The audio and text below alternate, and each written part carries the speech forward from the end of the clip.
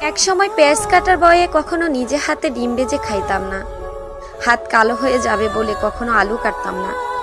সবজি কাটার বয়ে মা যখন রান্নাঘরে ঢুকতো তখন মায়ের আশেপাশে থাকতাম না, রান্নাঘরে ঢুকতাম না। যদি হাত পুড়ে যায় আর পোড়া হাতের দাগ নিয়ে বাজে দেখা যাবে, এ ব্যাপারটা খুব গুরুত্ব দিতাম। খাবার শেষে প্লেটটা টেবিলে রেখে উঠে যেতাম, তবুও মায়ের কোনো অভিযোগ ছিল না।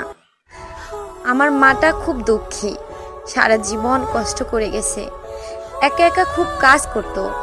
কখনো বলেনি আমার মেয়েটা কোনো কাজের না, বরং বলতো আমার মেয়েটা সারাদিন অনেক খাটাখাটনি করে, প্রয়োজন নেই তার কাজ করার।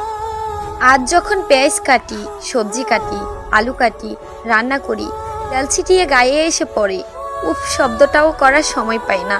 তখন মায়ের মুখটা চোখে ভেসে আসে, আর দুই চোখে জল গড়ে পড়ে মায়ের জন্য। তখন